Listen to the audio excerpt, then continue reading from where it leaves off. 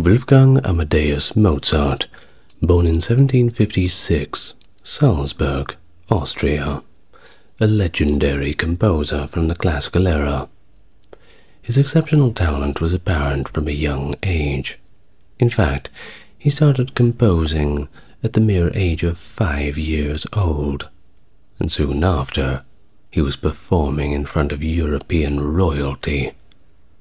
His prolific career yielded a staggering collection of over 600 compositions, encompassing renowned and timeless pieces in the genres of symphony, chamber music, opera, and choral music.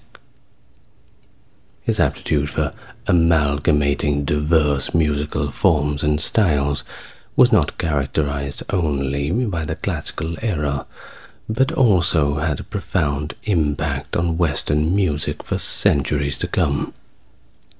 But although he possessed extraordinary talent, he frequently faced financial difficulties, and his later years were characterized by personal adversity and crippling illness. However, his vast collection of works showcases a wide range of originality and liveliness that still deeply affects audiences today, solidifying his position as one of the prominent figures in classical music. Hello and welcome to the channel. Today we're going to talk all about Mozart. I bet you didn't see that coming, didn't you? Well, if you want to support the channel, you can do it by just enjoying the video. That's all I ask. And if you want to go a step further, just click on the like and subscribe. That certainly helps more than you know. And there's a few links in the description. Also, I've set up a Facebook, so if you want to go check that out, go ahead, just search it up, you'll find me. Now, without further ado, let's all begin. Nice and relaxed. 27th of January, 1756. Wolfgang Amadeus Mozart was born in Salzburg to his parents Leopold Mozart and Anna Maria. Salzburg served as the capital as the Archbishopric of Salzburg, which was a religious principality within the Holy Roman Empire. But nowadays, it's located in Austria. Now, he was the youngest among 7 siblings, of which 5 of them passed away during infancy. Maria Anna Mozart, 1751 to 1829, commonly known as Nannerl, was his older sister. We'll get back to her later. Well, Mozart was christened in St. Rupert's Cathedral in Salzburg the day after his birth. The baptismal record lists his name in Latinized form as Johannes Chrysostomus Wolfgangus Theophilus Mozart. Well, we're obviously not going to be saying that 10 times quickly. But as an adult, he typically referred to himself simply as Wolfgang Amadeus Mozart, although of course this name has numerous variations. Now, Leopold Mozart, that was his father, hailing from Augsburg, which was also a part of the Holy Roman Empire and designated as an imperial free city, was a composer of, well, lesser prominence. Although, of course, you're going to be in the shadow if you're standing next to Mozart. But Leopold was also quite a seasoned educator, and quite respected for it. In 1743, he was designated as the 4th violinist in the musical ensemble of Count Leopold Anton von Firmian, the governing Prince Archbishop of Salzburg, and after a span of 4 years he entered matrimony with the aforementioned Anna Maria in Salzburg. In 1763, Leopold was appointed as the deputy Kapellmeister of the orchestra, and in the year that his son was born, he published a violin textbook, which was also highly successful.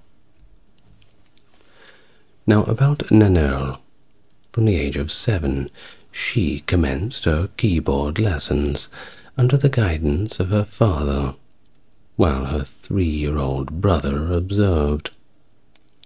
Years later, following the passing of her brother, she reflected in her memoirs, and I quote, "He often spent much time at the clavier, picking out thirds, which he was ever striking, and his pleasure showed that it sounded good. In the 4th year of his age, his father, for a game as it were, began to teach him a few minuets and pieces at the clavier. In fact, he could play it faultlessly, and with the greatest delicacy, and keeping exactly in time. At the age of 5, he was already composing little pieces of his own, which he played to his father, who wrote them down." Now onto those initial compositions, specifically K1 through 5, which were documented in the Nannerl Notenbuch. There is a scholarly dispute going on around that, whether Mozart was 4 or 5 years old when he produced his initial musical compositions. Either way, it's pretty impressive. It may have only been a few months between. However, it is widely accepted that Mozart composed his first 3 pieces of music, namely K1A, B, and C, within a short span of a few weeks. Well, during his formative years, Wolfgang's father served as his sole instructor. In fact, he was a teacher himself, remember, and a published author for that violin book. Well, in addition to music, he also instructed his children, including Nannerl, of course, in languages and academic disciplines. According to the biographer Solomon, Leopold was a dedicated instructor to his children, but there is evidence suggesting that Mozart was eager to surpass the knowledge he was taught.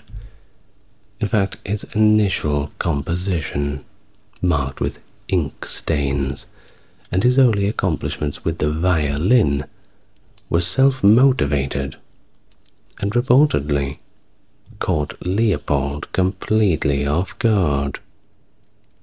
Eventually, Leopold simply ceased composing once his son's musical abilities became apparent. Well, during Wolfgang's youth, his family embarked on multiple European voyages, where he and his sister showcased their exceptional talents as child prodigies. The series of exhibitions commenced in 1762 at the court of Prince-Elector Maximilian III of Bavaria in Munich, and subsequently took place at the imperial courts of Vienna and Prague. Subsequently, a lengthy concert tour ensued, lasting for a duration of 3.5 years. The tour encompassed various cities such as Munich, Mannheim, Paris, London, Dover, The Hague, and back to Paris once more. The return journey included stops in Zurich and Munich, along with a few smaller cities. Now, throughout this journey, Wolfgang encountered numerous musicians and familiarized himself with the compositions of other composers. He was greatly influenced, of course, by Johann Christian Bach, whom he visited in London in 1764 and 65. At the age of 8 years old, Mozart composed his inaugural symphony, with the majority of it likely being transcribed by his father. Now, the family excursions were frequently arduous, and the travel circumstances were rudimentary. It wasn't easy in those days just to go between place to place. Well, they also had to wait for invitations and reimbursement from the nobility, and they experienced prolonged and even life-threatening illnesses far away from their place of residence. First, Leopold in London during the summer of 1764, and then both children in The Hague during the autumn of 1765. In late 1767, the family once again travelled to Vienna, and they stayed there until December 1768. Following a year in Salzburg, Leopold and Wolfgang embarked on a journey to Italy, while Anna Maria and Nannerl remained at home. Time for a boys' trip. Father and son, nothing better than that. Well, the duration of this tour spanned from December 1769 to March 1771. Now, similar to previous trips they'd taken, Leopold desired to showcase his son's talents as a musician and a quickly developing composer.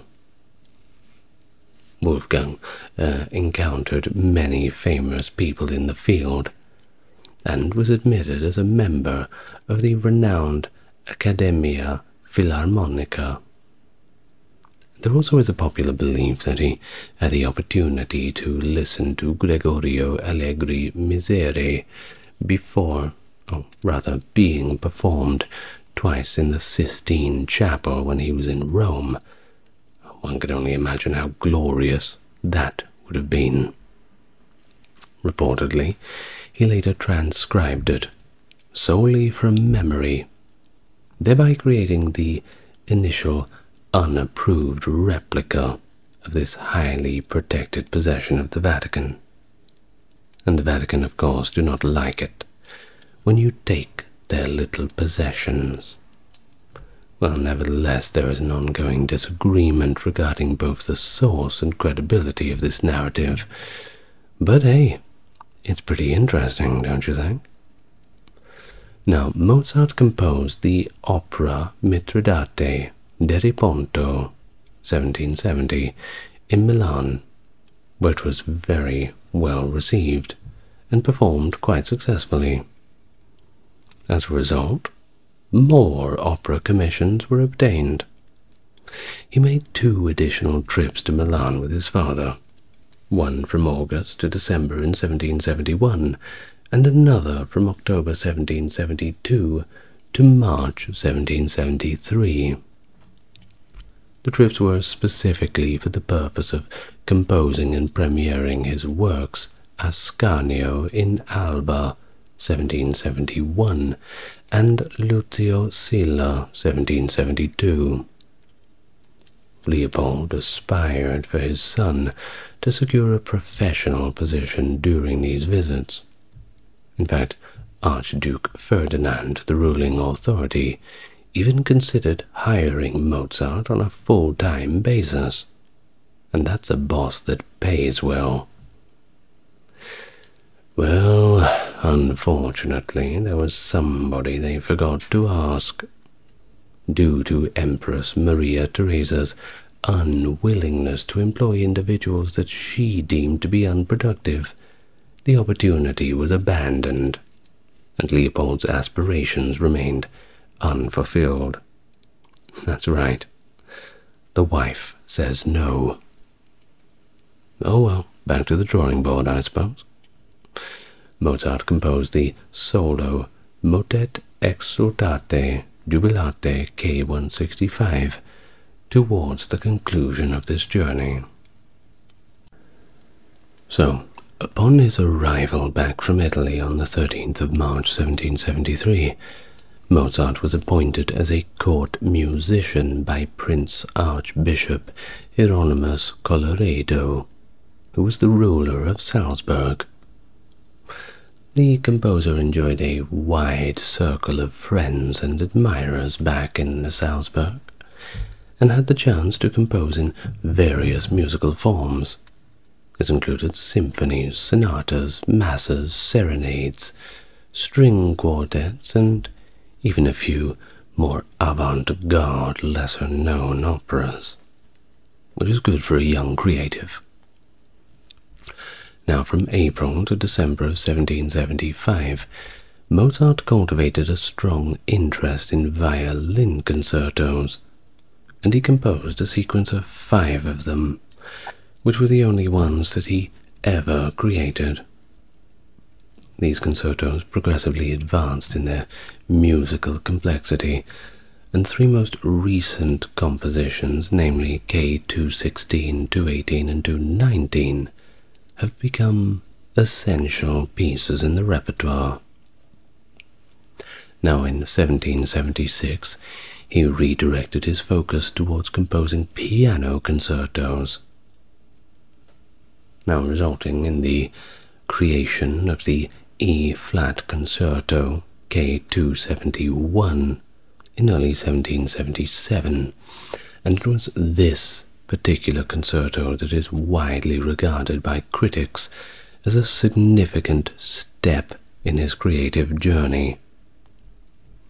Now, notwithstanding all of these very impressive artistic achievements, he also became progressively dissatisfied with Salzburg, and intensified his endeavors to secure a position elsewhere. One factor, and I'm sure a very important one, was his very meager salary of 150 florins per year. Not too bad, but not too good. Well, Mozart had a strong desire to compose operas, but Salzburg just was not the town for it, offering him very few opportunities to do so. So, in 1775, the closure of the court theatre exacerbated the situation even more, particularly because the other theatre in Salzburg was mainly allocated for visiting troops who had come from far abroad, and I'm afraid this town's not big enough for the 2 of us. Well, 2 extensive expeditions in pursuit of employment disrupted this prolonged stay in Salzburg. Something had to change. So Mozart and his father travelled to Vienna from the 14th of July to 26th of September 1773, and then on to Munich from the 6th of December 1774 till 1775, the month of March. But unfortunately, both visits proved to be unsuccessful. However, not a complete waste of time. The trip to Munich becomes somewhat of a triumph at the late stage of the game, with the premiere of Mozart's opera La Finta Giardiniera receiving widespread acclaim. In the August of 1777, he relinquished his position at Salzburg officially, and on the 23rd of September embarked on his new journey to seek proper employment, making visits to Augsburg, Mannheim, Paris, and once again Munich, where he was surely welcomed. He began to familiarize himself with the renowned ensemble in Mannheim, which was considered the preeminent orchestra in Europe during that period. In addition, he developed romantic feelings for Aloysia Weber, who was one of the 4 daughters from a family with a musical background. Despite the potential job opportunities in Mannheim, and believe me, there was plenty of them, well, they didn't materialize for him, prompting Mozart to depart for Paris on the 14th of March 1778 in order to pursue his other options. Perhaps the French would appreciate him more. Now, in his correspondence from Paris, Mozart suggests, albeit subtly, the possibility of being appointed as an organist at Versailles. However, he did not have any inclination towards accepting such a position. Thus, he incurred debt and resorted to pawning valuable items.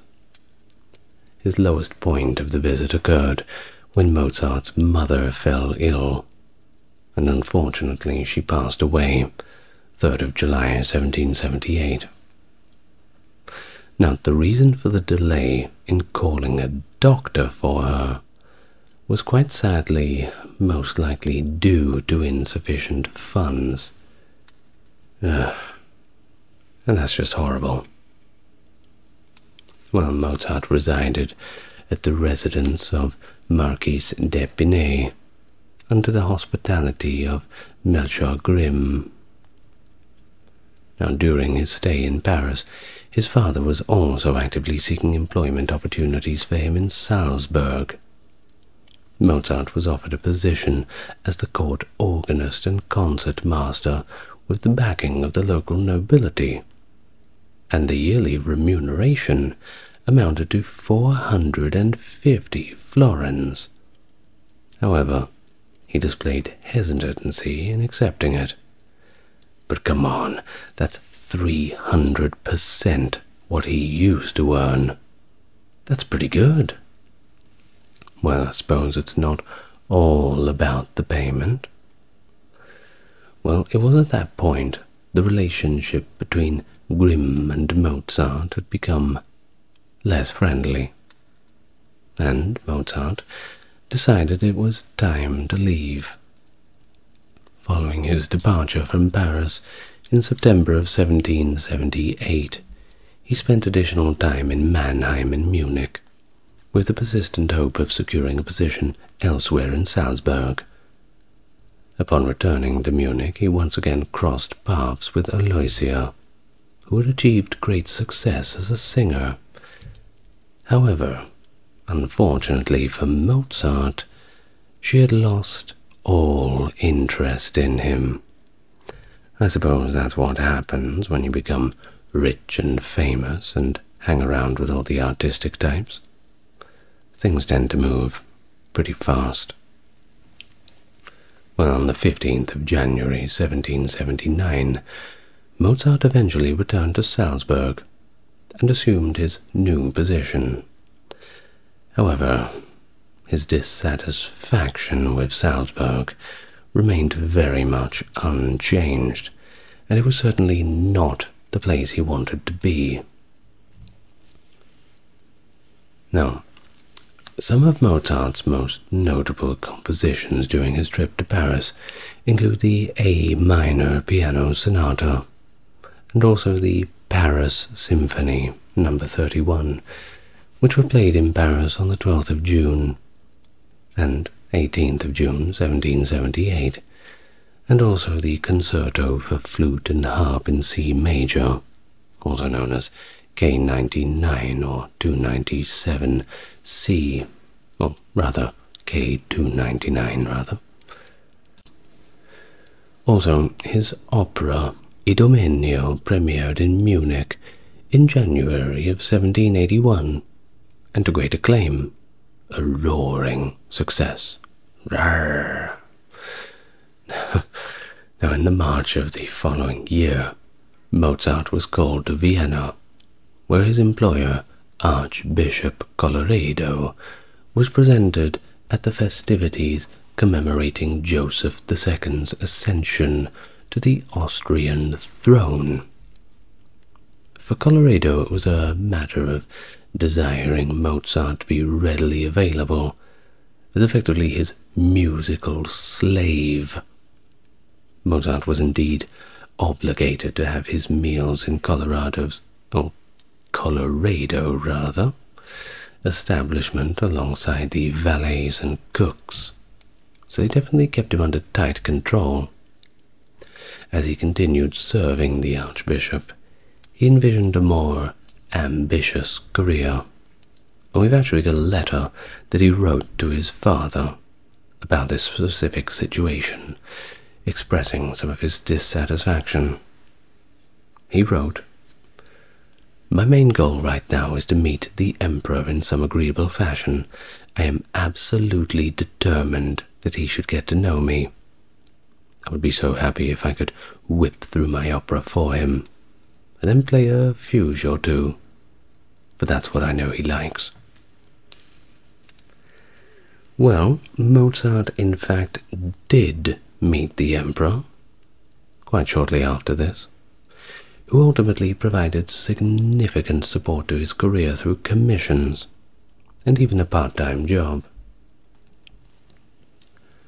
Well, in the aforementioned letter to his father I just read, Mozart detailed his intentions to perform as a soloist in the esteemed Tonkünstler Societät concert series.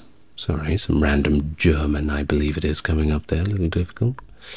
Well, this concert series was known for its charitable nature, so certainly a few dollar signs flicking around in the eyes there. Subsequently, this plan was successfully executed after the influential local aristocracy convinced Colloredo to withdraw his objections. Well, the Archbishop Colloredo's desire to prohibit Mozart from performing outside of his establishment was sometimes enforced, and quite randomly so, which of course greatly angered the composer, but after all, he's on contract. One instance of this was when Mozart had the opportunity to perform before the Emperor at Countess Thun's, but only if he paid a fee equivalent to half of his annual salary in Salzburg. Well, in May, the dispute with the Archbishop reached its climax when Mozart made an attempt to resign. But his resignation was rejected. Yes, it works like that. It's not really fair, isn't it? What's the point in resigning if they can reject your resignation? Which makes you wonder if the Archbishop was going to fire him. Could Mozart simply reject being fired? Now that's a novel idea. I wish I had have thought of that when I used to work at the liquor store. Now, in the subsequent month, authorization was given, albeit in a highly offensive manner. You see, the composer was summarily terminated by means of a physical blow to the posterior, delivered by Count Arco, the steward of the Archbishop. Don't let the door hit you on the arse on your way out. That's what we say in my country. Well, Mozart chose then to establish himself in Vienna as an independent artist and composer. It's probably best if he goes out on his own now, after that ordeal. Well, anyway, Mozart found the quarrel with Colloredo particularly challenging due to the fact that his father had actually took the opposing side. In fact, Mozart's father engaged in fervent correspondence with his son, urging him to obediently return to Salzburg with Colloredo and reconcile with their employer. But Mozart himself ardently advocated for his determination to pursue a self-directed profession in Vienna. The debate concluded when Mozart was terminated by the Archbishop, liberating himself from both his employer and his father's insistence to come back. He's a fully grown man. Let him do what he wants. 450 florins a year be damned. Well, Solomon, the biographer, describes Mozart's resignation as his revolutionary action that had a profound impact on the trajectory of his life. Now, we find ourselves in Vienna, and Mozart's initial foray proved to be quite successful. He frequently showcased his skills as a pianist, particularly in a prestigious competition alongside Muzio Clementi, on the 24th of December 1781, impressing absolutely everyone and gaining recognition as the most exceptional piano player in Vienna. And believe me, there was plenty of good piano players in Vienna at the time, such an artistic city. Well, in addition, he achieved success as a composer in 1782. He finished composing the opera The Abduction from Seraglio. The opera premiered on the 16th of July 1787 and garnered significant acclaim. The work quickly gained popularity and was widely performed in all German-speaking parts of Europe. And, of course, Mozart's name was slapped right on the front of it, solidifying his reputation as a formidable composer. People were starting to talk, and they were talking about Mozart. Well, during the peak of his disputes with Colloredo, he relocated to the residence of the Weber family, who had recently migrated from Vienna from Mannheim, rather. Now, following the demise of their patriarch, Fridolin, the Weber family has resorted to accommodating lodgers in order to meet their financial obligations. Mortgages must be paid. Take in some renters. You know how it is. Well, following his unsuccessful attempt to win the affection of Aloysia Weber, once more, who had since married the actor and artist Joseph Lange, Mozart's attention turned to Constance, the third daughter of the Weber family. The courtship, however, encountered some difficulties. Existing correspondence suggests that Mozart and Constance temporarily ended their relationship in the April of 1782 due to an incident involving jealousy. You see, Constance allowed another young man to measure her calves during a parlor game, and that's just crossing the line. Mozart encountered significant challenges in obtaining his father Leopold's approval for the marriage, especially with a scandalous calf-measuring reputation that she had. Well, the wedding did occur, though, against a climate of turmoil. Daniel Hertz proposes that Constance eventually cohabitated with Mozart, a situation that would have subjected her to social disapproval according to the prevailing norms of the era. But hey, if she can have her calves measured by some random man, who knows what she's capable of? Well, in his letter to Leopold on the 31st of July 1782, Mozart expressed that the advice he had received, although well-intentioned, did not adequately address the situation of a man who had already progressed significantly with a young woman. Any additional delay was not possible. It stated that Sophie, Constance's sister, emotionally claimed that if Constance did not come back home, her mother would call the police. On August the 4th, Mozart corresponded with the Baroness von Waldstatten, inquiring, "Is it permissible for the local authorities to enter someone's residence in such a manner?" It is possible that Madame Weber is employing a deceptive tactic in order to retrieve her daughter. If not, I am unaware of a more effective solution than to wed Constance tomorrow morning, or, if feasible, today.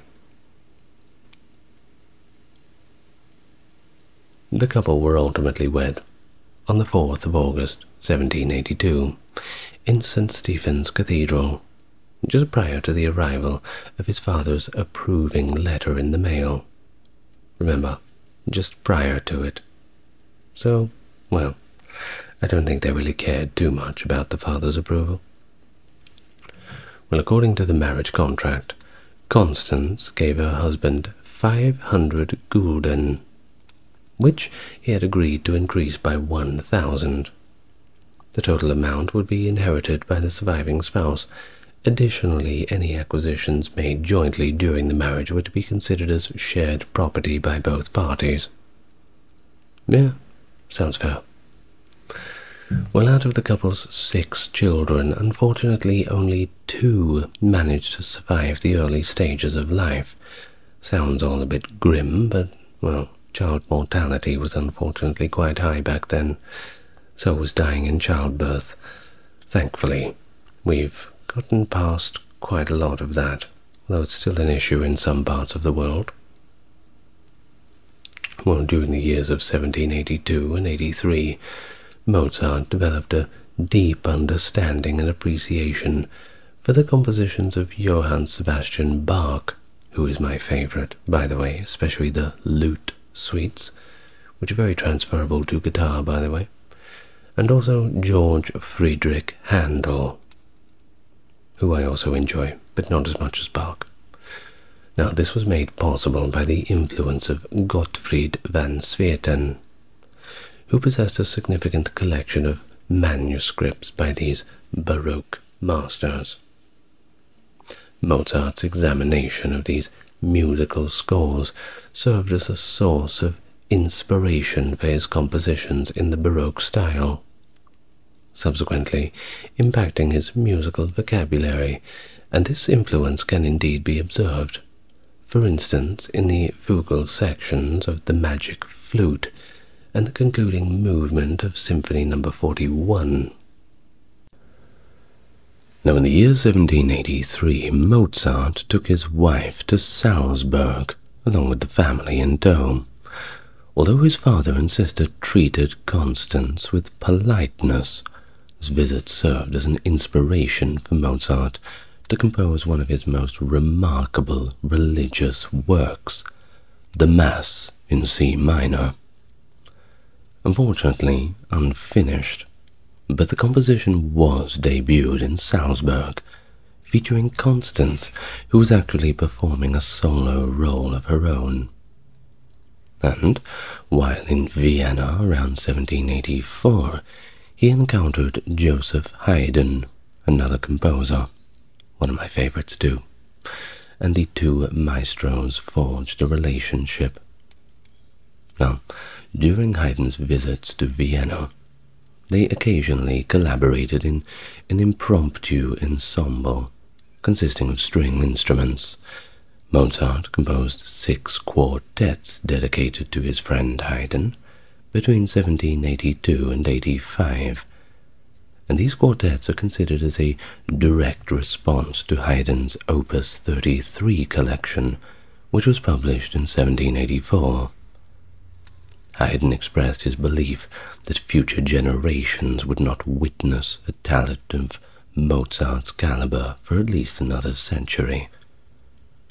In 1785, he conveyed to Mozart's father that, in his honest assessment, that Mozart was the most exceptional composer he had encountered in terms of both personal acquaintance and reputation.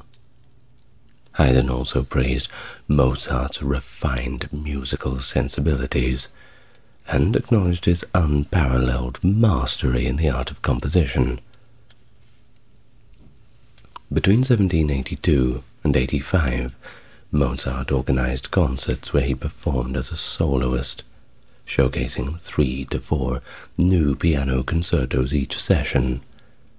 But due to limited availability of space in the theaters, he opted to reserve alternative locations. A spacious chamber in the Tratnerhof apartment building and the grand ballroom of the Mel Group restaurant. The concerts were highly acclaimed, and his concertos that debuted there continued to be prominent components of his repertoire. According to Solomon, Mozart established a harmonious relationship between himself as a composer/performer and the audience, who had the privilege of witnessing the development and improvement of a significant musical genre. Well, due to significant earnings from his concerts, Mozart and his wife began to live a little bit more opulently. It's about damn time. So they relocated to a pretty costly apartment with an annual rental fee of 460 florins. Do keep in mind, this is coming from someone who used to make 150 florins a year. Yeah, a bit of a step up. So he purchased a high-quality fortepiano as well, from one Anton Walter, for approximately 900 florins. And he also got a billiard table for around 300 florins. Sure, it was one of those fancy granite ones.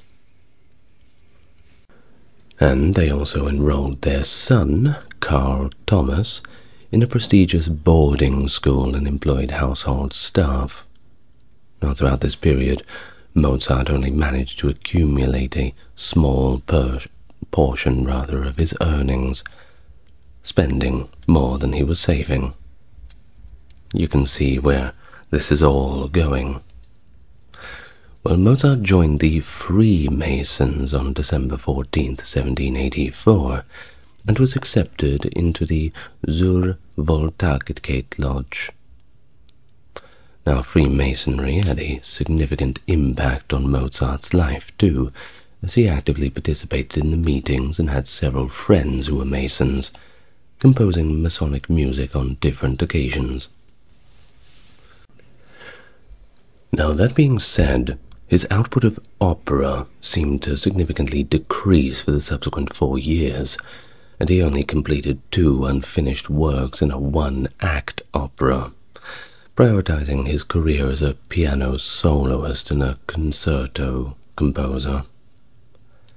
In late 1785, Mozart shifted his focus from composing music for the keyboard to embarking on a renowned partnership in opera with the librettist Lorenzo da Ponte. And in 1786, the premiere of La Nozze de Figaro in Vienna was a resounding triumph. The opera Don Giovanni, a second collaboration with da Ponte, premiered on October in 1787 in Prague to resounding acclaim.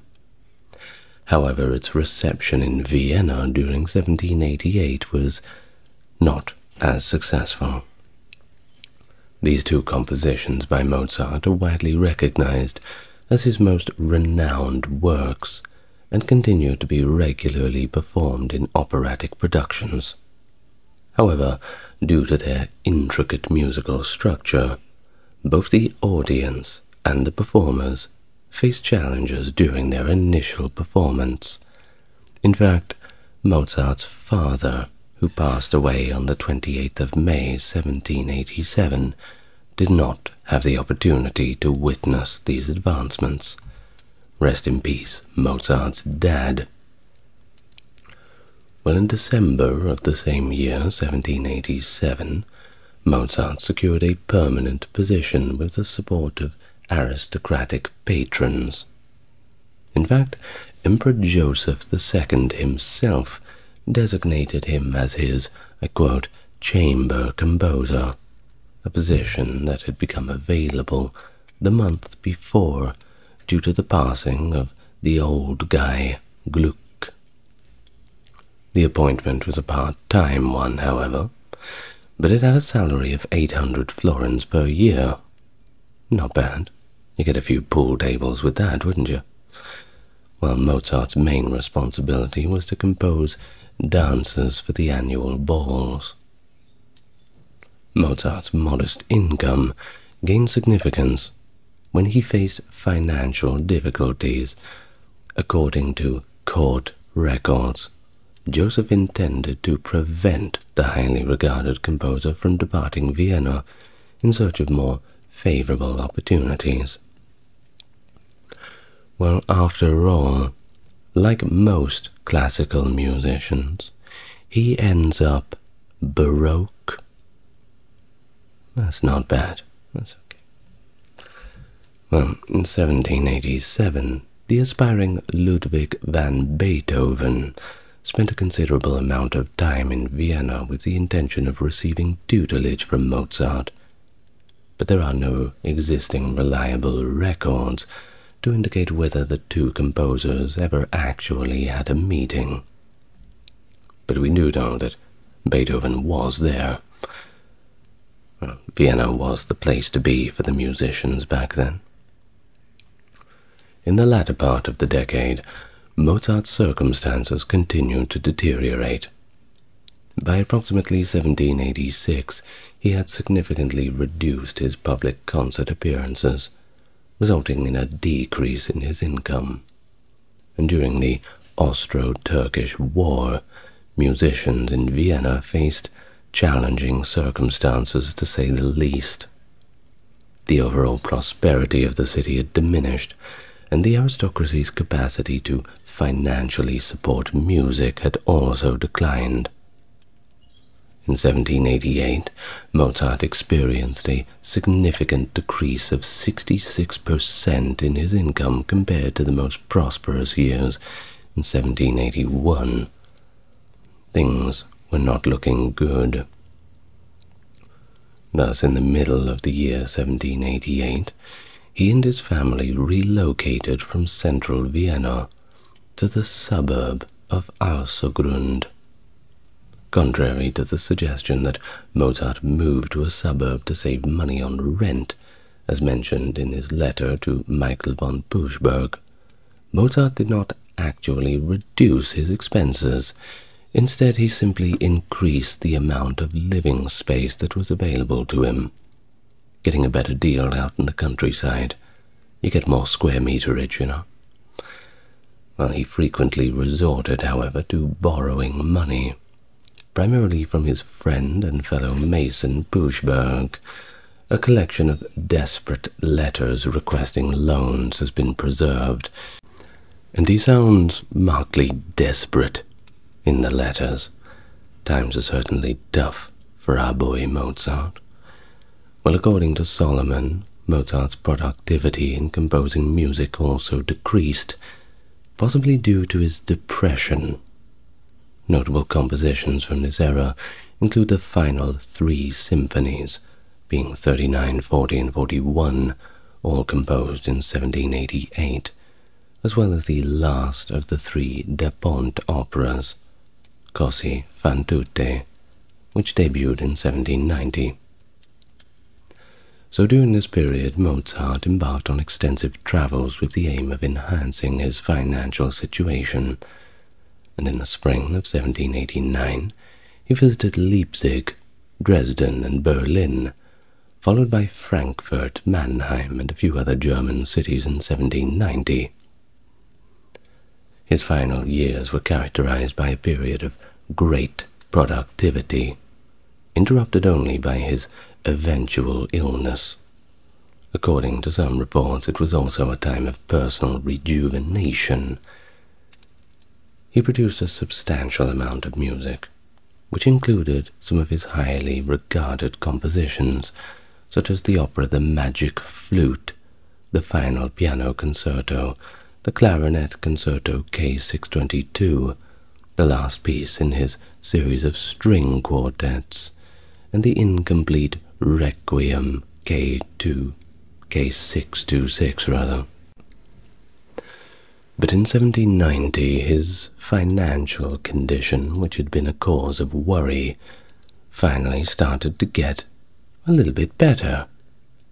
Well, despite the lack of definitive evidence about this, it does seem that affluent benefactors in Amsterdam and Hungary made commitments to provide regular payments to Mozart in exchange for occasional musical compositions.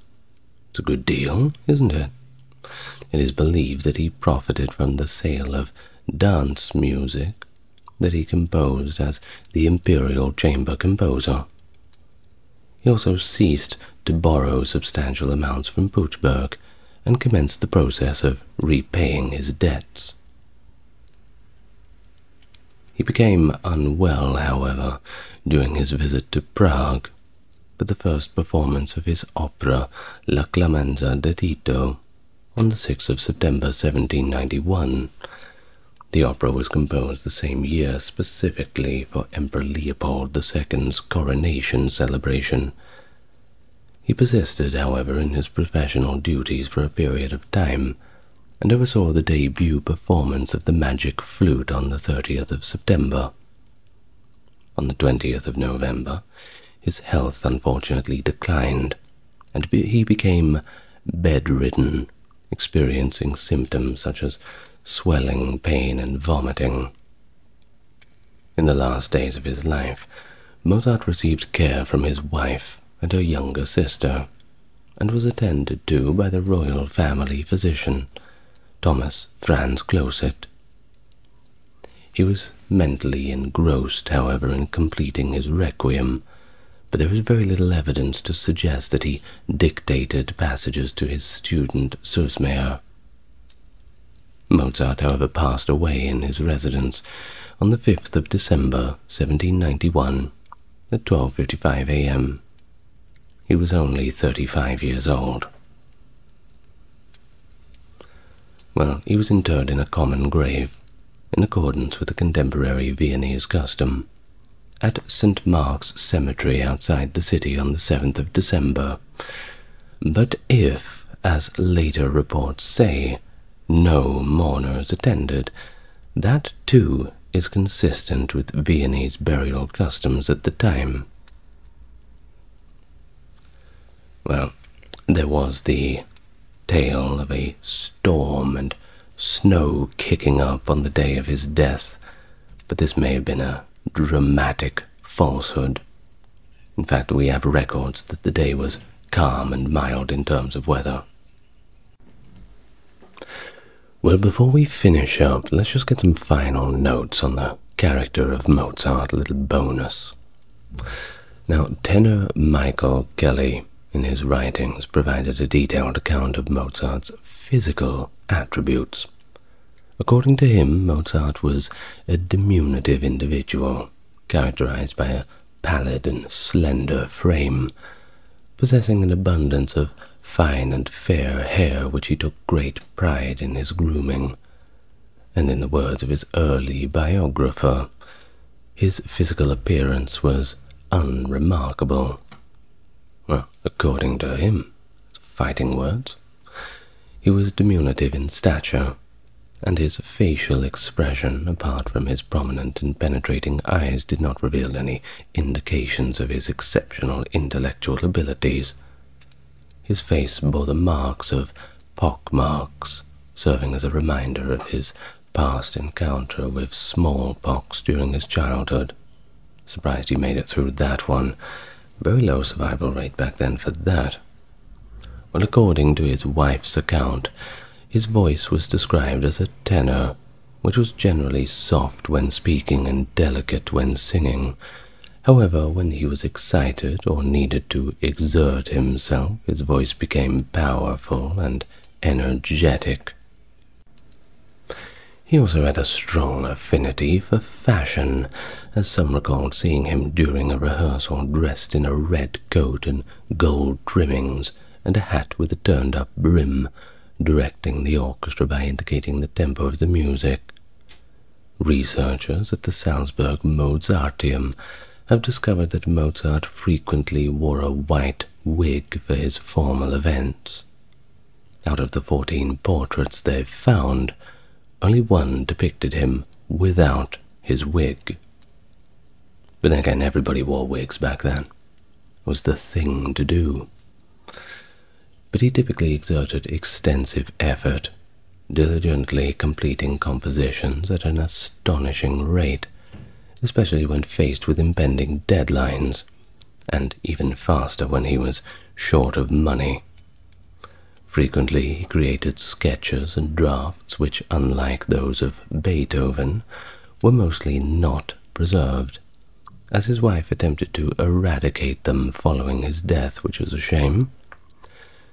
Now, he resided at the heart of the Viennese music scene, and had extensive connections with a diverse range of individuals, including fellow musicians, theatrical performers, fellow Salzburg residents and aristocrats, including some level of familiarity with the emperor, that being Joseph II at the time.